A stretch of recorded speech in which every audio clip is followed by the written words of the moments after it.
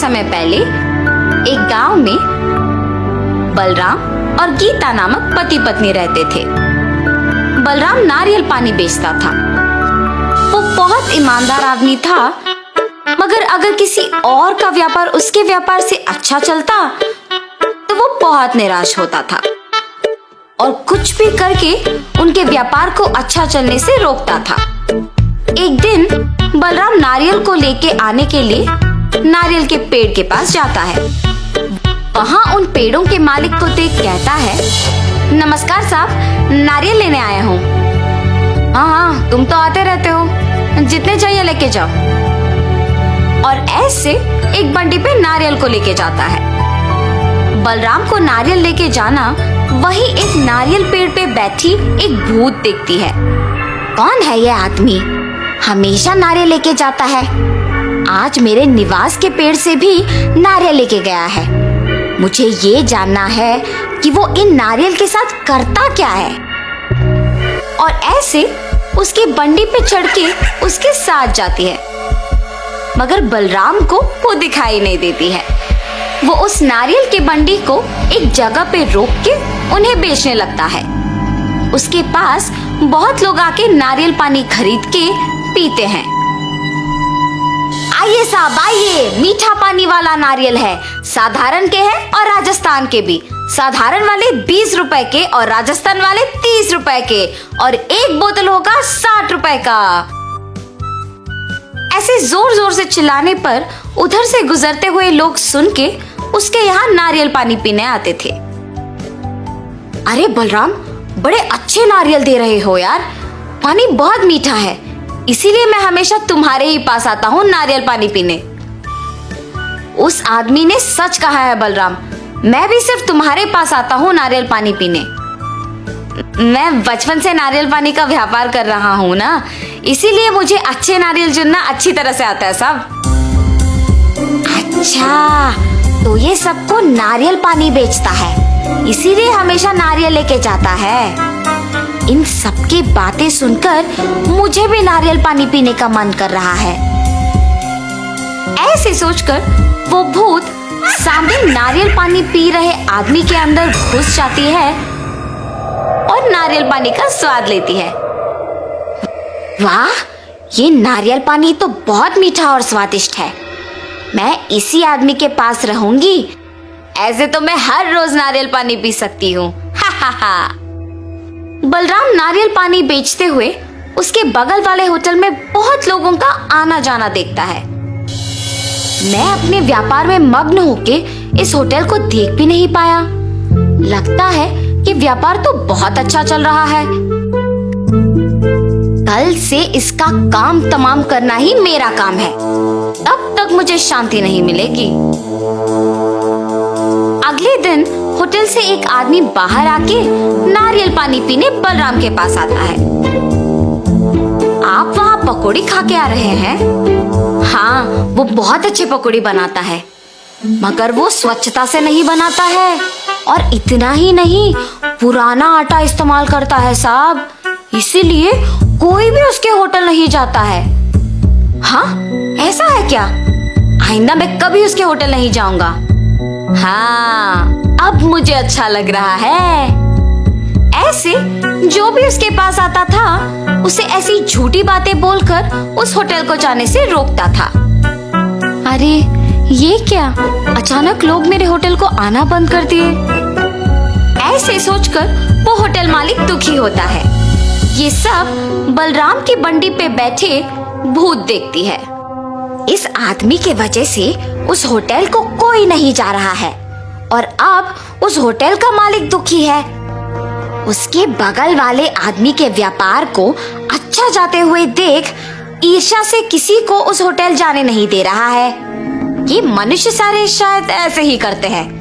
ये तो अच्छा हुआ कि मैं मनुष्य नहीं हूँ, लेकिन मुझे उसे उसकी गलती का एहसास दिलाना होगा। ऐसे सोच में पड़ जाती है। इतने में एक औरत नारियल पानी पीने वहां आती है। बाबू, एक नारियल दो मुझे। जी मैडम। और एक नारियल को काट के देता है, और वो औरत नारियल पानी पीती है। हाँ, हाँ, मैं अगर इस औरत में घुस जाऊंगी तो इस आदमी को सबक सिखा पाऊंगी। और ऐसे उस औरत में घुस जाती है। बाबू, नारियल पानी बहुत अच्छा है, एक और दो ना। जी मैडम। और ऐसे एक और नारियल देता है। ऐसे वो औरत एक के बाद एक नारियल का पानी पीते ही रहती है। आखिर में उस बंडी पे मौजूद सारे नारियल खत्म हो जाते हैं। क्या एक मनुष्य ही है? मेरे पास के सारे नारियल का पानी पी गई। मैडम, मेरे पास के सारे नारियल ना खत्म हो गए, अब आप पैसे दे दीजिए। लेकिन वो पैसे दिए बिना बस चुपचाप खड़े रहती है। मैडम, पैसे दिए बिना आप ऐसे खड़े क्यों हैं? पैसे दीजिए। और अचानक वो भूत में बदल जाती है। क्या मुझसे ही पैसे मांग रहे हो तुम? ऐसे जोर से कहती है। उस भूत के चेहरे पे घाव और आंखों को लाल होते देख बलराम बहुत डर जाता है। हाय भगवान, भूत! ये कह के बेहोश हो जाता है। ये देख वो भूत उस औरत से बाहर निकलती है। बलराम को बेहोश देख उस औरत को कुछ समझ नहीं आता और वो वहां से चले जाती है। कुछ समय बाद बलराम को होश आता है और जब वो उसके चारों ओर देखता है तो उसे कोई नजर नहीं आता है। ये भूत कहाँ गई? मेरे सारे नारियल का पानी पी के पैसे दिए बिना चली गई। वैसे मुझे तो खुश होना चाहिए कि वो सिर्फ मेरे नारियल का पानी पीकर मुझे कुछ नहीं की। मुझे तो कल से दुकान लगाने के लिए भी डर लग रहा है। ऐसे सोचते हुए अगले दिन डरते हुए दुकान लगाता है। लगता है इसे कल का सबक काफी नहीं था। मुझे इसे कल से दुकान लगाने से ही रोकना होगा। इतने में उसके पास नारियल पानी पीने एक औरत आती है और कुछ आदमी भी आते हैं। ये देख वो भूत उस औरत में घुस जाती है। पहले उसको एक नारियल काट के देता है। वो नारियल पानी पी के पैसे दिए बिना जाने के लिए पीछे मुड़ती है। मैडम, मैडम, आप पैसे दिए बिना जा रहे हो? वो औरत भूत की तरह बदल के पीछे मुड़ती है। इतना जल्दी भूल गए मुझे कि पैसे मांग रहे हो? ऐसे जोर से कहती है। उसे डरावना दिखते देख वहां के सारे लोग भूत भूत करके चिल्लाते हुए भाग जाते हैं। बलराम भूत को देख कांपते रहता है। उसके बाद भूत भी वहां से चली जाती है।